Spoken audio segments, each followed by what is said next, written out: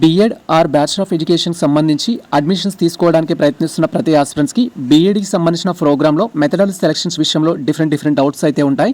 బీఈడీలో join అవుతున్న వారికి first methodology ఏం సెలెక్ట్ చేసుకోవాలి, సెకండ్ మెథడాలజీ ఏం సెలెక్ట్ చేసుకోవాలి అనే టాపిక్ సంబంధించి బేస్డ్ ఆన్ మీ డిగ్రీని బట్టి ఏ డిగ్రీ పూర్తి చేసిన వారు ఏ మెథడాలజీస్ అనేది సెలెక్ట్ చేసుకొని బీఈడీలో జాయిన్ అవుతే ఫర్దర్గా మనకు బెనిఫిట్ ఉండడం జరుగుతుంది. సేమ్ టైం తెలంగాణ డిఎస్సి కావచ్చు, ఏపీ డిఎస్సి కావచ్చు, అదర్ గురుకుల జాబ్స్ కావచ్చు, అప్లై చేసేటప్పుడు మనకి ఎటువంటి ప్రాబ్లం ఉండకూడదు అంటే సో మనం ఏ విధంగా బేస్డ్ ఆన్ మన డిగ్రీని బట్టి మెథడాలజీ సెలెక్ట్ చేసుకుంటే బాగుంటుంది అనే టాపిక్ గురించి వీడియోలో మనం డీటెయిల్గా అయితే తెలుసుకుందాం. Welcome to the masters education. నేను మీ సత్య. ప్రజెంట్ వచ్చేసి మనం బీఈడీ మెథడాలజీ సంబంధించి బీఈడీలో జాయిన్ అయ్యే క్యాండిడేట్స్ మీరు మెథడాలజీ సెలక్షన్ సంబంధించి ఎటువంటి జాగ్రత్తలు తీసుకోవాలి అనే టాపిక్ గురించి మనం డీటెయిల్గా అయితే తెలుసుకుందాం. ఫస్ట్ థింగ్, బీఈడీలో జాయిన్ అయ్యే ఆస్పిరెంట్స్కి మెథడాలజీ అనగానే కొత్తగా అనిపిస్తుంది. మెథడాలజీ అంటే ఏంటి సార్ అని క్వైరీ చేస్తారు కాబట్టి సో మెథడాలజీ అనేది జస్ట్ లైక్ మనకు గ్రూప్ లాంటిది, ఒక స్పెషల్ బ్రాంచ్ లాంటిది అది.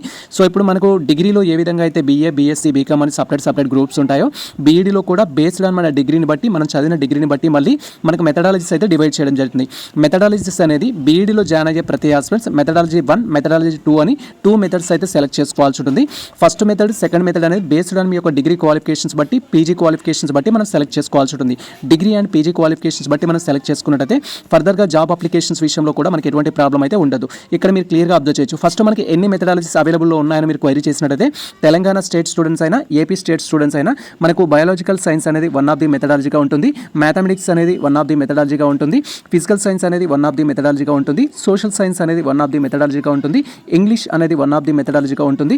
ఓరియంటల్ లాంగ్వేజెస్లో వచ్చేసి తెలుగు, హిందీ, ఉర్దూ, మరాఠీ, సాంస్క్రిట్, అరబిక్ ఇవి మొదలైన సబ్జెక్ట్స్ అన్ని మనకు వన్ ఆఫ్ ది మెథడాలజీగా అయితే ఉండడం జరుగుతుంది. సో ఈ మెథడాలజీకి సంబంధించిన కాన్సెప్ట్ ఏంటంటే ఫర్దర్గా మనం బీఈడీ కంప్లీట్ చేసిన తర్వాత డిఎస్సికి అప్లై చేసినట్టయితే మీరు ఒక సబ్జెక్ట్ అయితే టీచ్ చేయాల్సి ఉంటుంది. ఆ సబ్జెక్ట్ టీచ్ చేసే సబ్జెక్ట్ ఏదైతే ఉంటుందో దాన్ని మనం ఇక్కడ మెథడాలజీ కింద అయితే డీల్ చేయడం జరుగుతుంది. మీరు బీఈడీ కంప్లీట్ చేసిన తర్వాత 6th క్లాస్ నుంచి 8th క్లాస్ వరకు టీచ్ అయితే చేయాల్సి ఉంటుంది.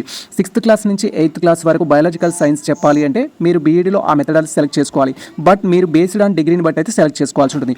మరి బయాలజికల్ సైన్స్ ఎవరు సెలెక్ట్ చేసుకోవాలి, మ్యాథమెటిక్స్ అనేది ఎవరు సెలెక్ట్ చేసుకోవాలి, బయాలజికల్ సైన్స్ కాకుండా ఫిజికల్ సైన్స్ అనేది ఎవరు సెలెక్ట్ చేసుకోవాలి, సోషల్ సైన్స్ ఎవరు సెలెక్ట్ చేసుకోవాలి, ఇంగ్లీష్ ఎవరు సెలెక్ట్ చేసుకోవాలి, లాంగ్వేజ్ ఎవరు సెలెక్ట్ చేసుకోవాలనేది మనం ఇక్కడ డీటెయిల్గా అయితే తెలుసుకుందాం.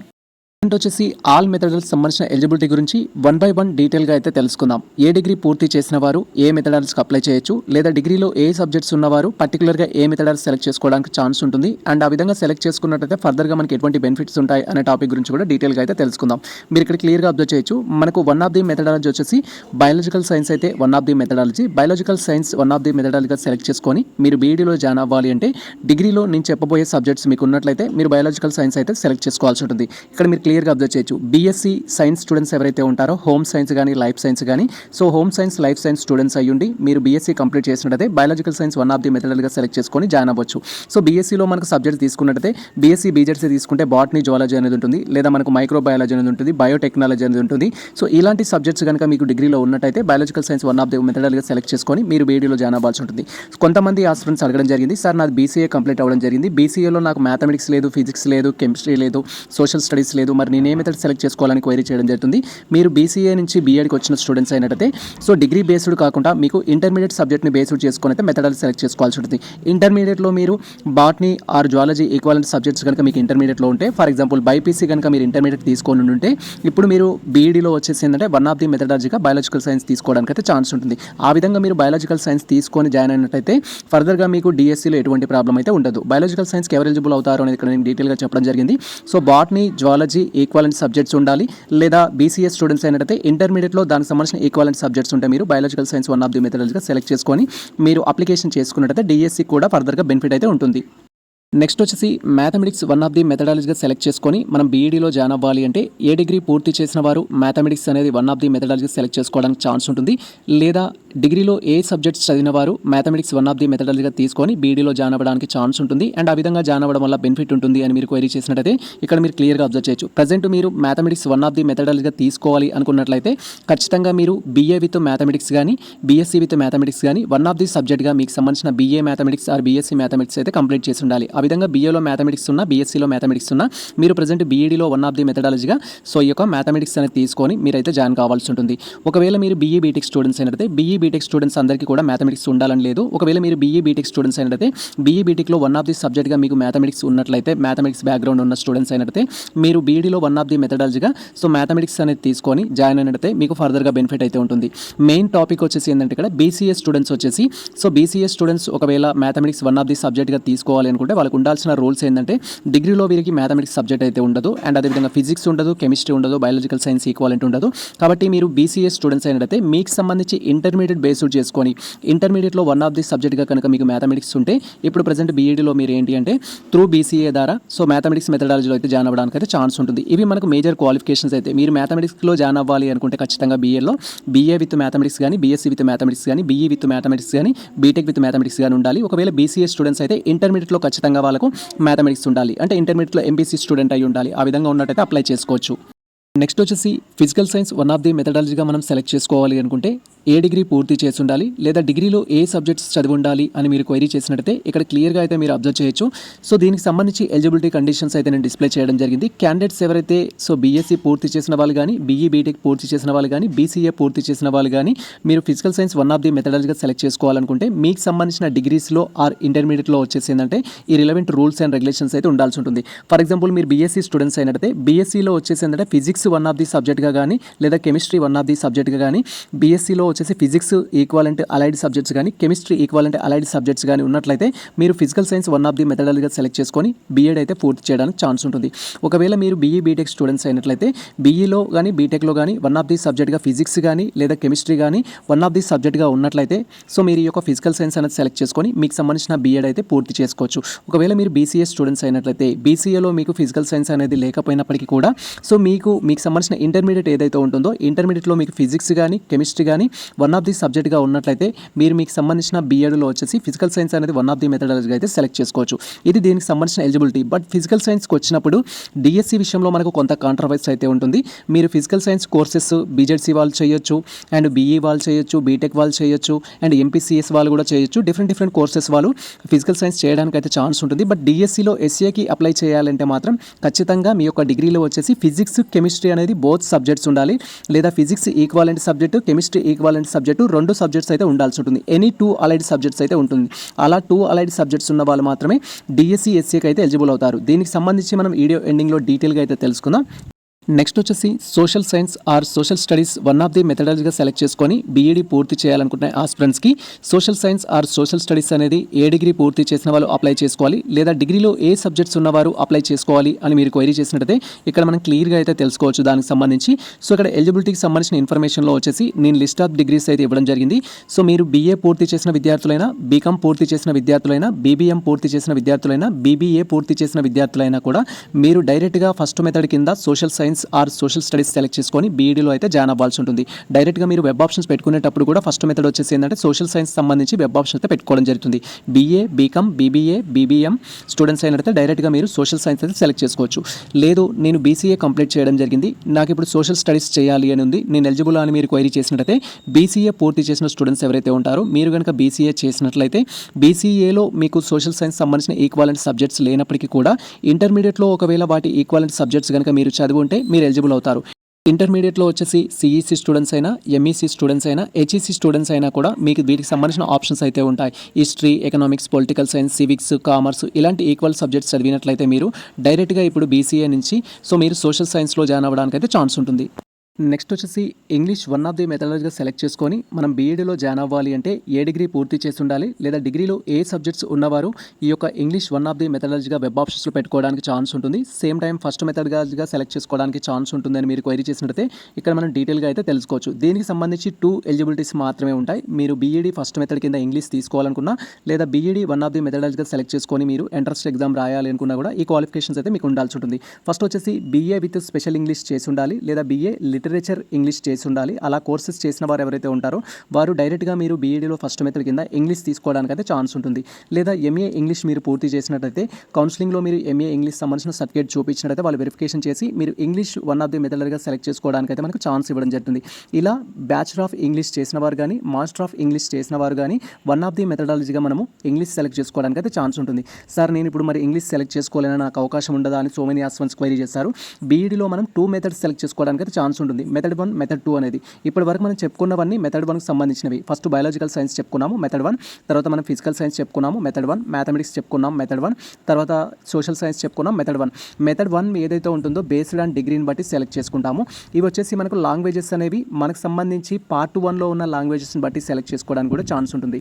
ఇక్కడ మనకు బీఏ స్టూడెంట్స్ అయినా బీఎస్సీ స్టూడెంట్స్ అయినా బీకామ్ స్టూడెంట్స్ అయినా బీబీఏ స్టూడెంట్స్ అయినా బీబీఎం స్టూడెంట్స్ అయినా వారికి English one of the language అయితే ఉంటుంది. మనకు సంబంధించిన డిగ్రీ మెమోలో వచ్చేసి దాని ద్వారా మీరు సెకండ్ మెథడ్ కింద మీరు లాంగ్వేజ్ సెలెక్ట్ చేసుకోవచ్చు. ఇంగ్లీష్ అనేది సెలెక్ట్ చేసుకొని కాలేజ్లో అయితే జాయిన్ అవ్వచ్చు. కానీ తర్వాత మీరు డిఎస్సికి అప్లై చేసినప్పుడు అంటే స్పెషల్ ఇంగ్లీష్ చేయని వాళ్ళు అయినట్లయితే general English like BA B Sc B Com courses complete చేసి డిగ్రీలో మీకు పార్ట్ 1లో ఇంగ్లీష్ ఉన్నట్టయితే అలాంటి వారు ఖచ్చితంగా ఫర్దర్గా మీరు డిఎస్సిలో ఎస్ఏకి ఇంగ్లీష్ టీచర్కి అప్లై చేయాలంటే ఖచ్చితంగా ఎంఏ ఇంగ్లీష్ కూడా కంప్లీట్ చేసి ఉండాలి. కాబట్టి బీఈడీలో జాయిన్ అయిన ఆస్పిరెంట్స్ ఎవరైతే ఉంటారో ఇఫ్ మీరు లాంగ్వేజెస్ వన్ ఆఫ్ ది మెథడాలజీగా తీసుకున్నట్లయితే సెకండ్ మెథడ్ కింద లాంగ్వేజెస్ కనుక తీసుకున్నట్లయితే ఖచ్చితంగా మీరు వచ్చేసి ఏంటంటే ఎంఏ లాంగ్వేజెస్కి అప్లై చేసి అయితే పెట్టుకోవాల్సి ఉంటుంది. ఆ పీజీ కూడా మీరు కంప్లీట్ చేస్తే ఫర్దర్గా మీరు SA English, SA Telugu, SA Hindi, SA Urdu jobs కూడా అప్లై చేసుకోవడానికి ఛాన్స్ ఉంటుంది. ఇంగ్లీష్ మీరు ఫస్ట్ మెథడాలజీగా తీసుకోవాలి అనుకుంటే ఖచ్చితంగా మీరు బీఏ ఇంగ్లీష్ కానీ లేదా ఎంఏ ఇంగ్లీష్ కానీ పూర్తి చేసిన క్యాండిడేట్స్ అయినట్లయితే సో మీకు సంబంధించిన అడ్మిషన్ అప్పుడు వెబ్ ఆప్షన్స్లో ఇంగ్లీష్ సెలెక్ట్ చేసుకోవడానికి ఛాన్స్ ఉంటుంది.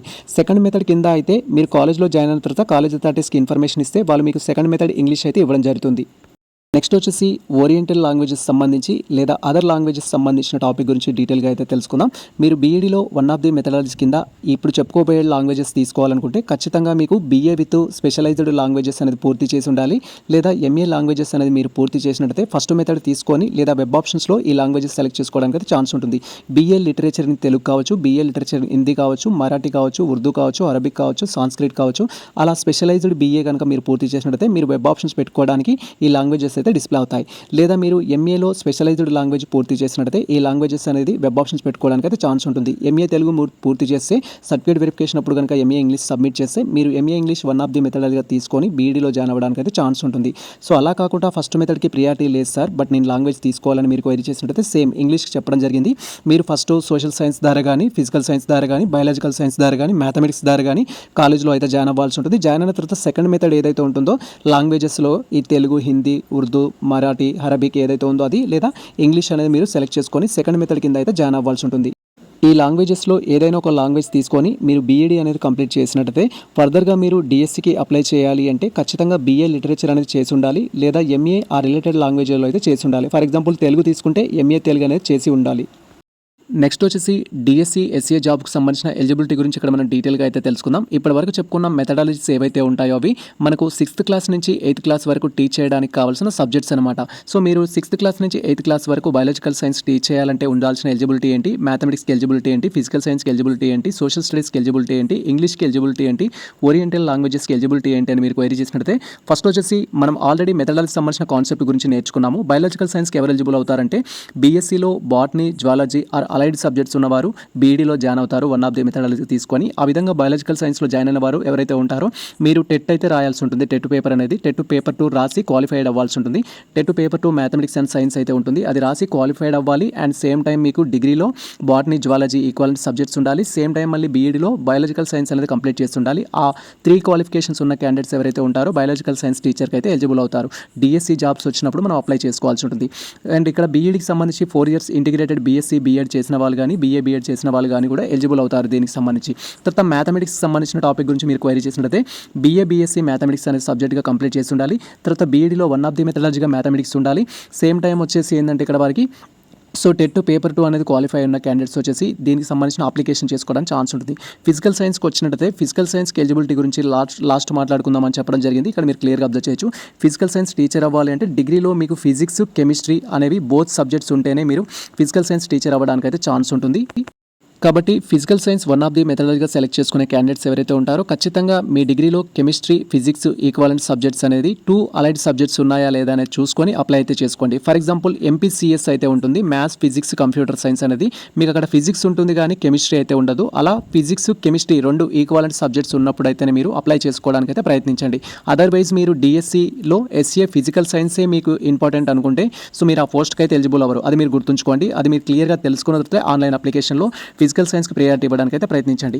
సోషల్ స్టడీస్ వచ్చేసి ఏంటంటే డిగ్రీ పూర్తి చేసి ఉండాలి స్టూడెంట్స్ అనేవారు. Like history, geography, economics, political science, public administration, sociology and commerce. దీంట్లో ఎనీ 2 అలైడ్ సబ్జెక్ట్స్, ఇప్పుడు మెన్షన్ చేసిన సబ్జెక్ట్స్లో ఎనీ 2 అలైడ్ సబ్జెక్ట్స్ అనేది మీ డిగ్రీలో ఉండాలి. సేమ్ టైం బీఎడ్ అనేది సోషల్ సైన్స్లో కంప్లీట్ చేసి ఉండాలి. పేపర్ టెట్ 2 వచ్చేసి ఏంటంటే టెట్ పేపర్ అనేది 2 వచ్చేసి మనం సోషల్ స్టడీస్ అయితే కంప్లీట్ చేసి ఉండాలి. అలా కంప్లీట్ చేసిన వారు ఎవరైతే ఉంటారో ఎలిజిబుల్ అవుతారు. తర్వాత ఇంగ్లీష్కి సంబంధించి మీరు క్వైరీ చేసినట్టయితే ఇంగ్లీష్ అనేది బీఏ స్పెషల్ ఇంగ్లీష్ కానీ BA oriental languages English complete చేసిన క్యాండిడేట్స్ ఎవరైతే ఉంటారో వారు ఈ యొక్క బీఈడీలో వన్ ఆఫ్ ది మెథడాలజీగా ఇంగ్లీష్ అనేది తీసుకుంటారు. టెట్ అనేది రాయడం జరుగుతుంది. క్వాలిఫై అనేది అప్లై చేస్తారు. సో మీకు డిగ్రీలో స్పెషల్ ఇంగ్లీష్ లేనట్లయితే ఖచ్చితంగా ఎంఏ ఇంగ్లీష్ అనేది కంప్లీట్ చేసి ఉండాలి. ఎంఏ ఇంగ్లీష్ కంప్లీట్ చేస్తే మీరు అప్లికేషన్ చేసుకోవడానికి అయితే ఛాన్స్ ఉంటుంది. ఓరియంటల్ లాంగ్వేజెస్ కూడా సేమ్, తెలుగు, ఉర్దూ, తమిళ్, మరాఠీ ఏదైనా సరే దానికి సంబంధించి కూడా మీరు అప్లై చేయాలనుకుంటే సో డిగ్రీలో మీకు స్పెషల్ తెలుగు అనేది ఉండాలి. అలా లేనప్పుడు ఎంఏ తెలుగు అనేది కంప్లీట్ చేసి ఉండాలి. టెట్ అనేది క్లియర్ అయ్యి ఉండాలి. బీఎడ్ అనేది కూడా రాసి ఉండాలి. డిఎస్సి జాబ్స్కి సంబంధించిన ఎలిజిబిలిటీస్ గురించి మేము సపరేట్ ఒక వీడియో అయితే చేసాము. ఇక్కడ ఆ టాపిక్ గురించి మేము డీటెయిల్గా అయితే ఎలాబరేట్ చేయలేము. Just a candidates A method తీసుకోవడానికి ఛాన్స్ ఉంటుంది, మెథడ్స్కి సంబంధించిన ఎలిజిబిలిటీ గురించి మాత్రమే ఎలాబరేట్ చేయడం జరిగింది. మీకు డిఎస్సి జాబ్స్కి సంబంధించిన ఎటువంటి డౌట్స్ ఉన్నా కూడా ప్రీవియస్లో మేము ఒక వీడియో చేసాము. ఆ వీడియో చూడండి. అండ్ సేమ్ టైం మీకు ఎటువంటి డౌట్స్ ఉన్నా వీడియో కామెంట్ సెక్షన్లో కామెంట్ చేస్తే ఈచ్ అండ్ ఎవ్రీ టాపిక్ పైన మేము రిప్లై అయితే ఇవ్వడం జరుగుతుంది. ఇది ప్రెజెంట్ మనకు సంబంధించిన అప్డేట్ అయితే.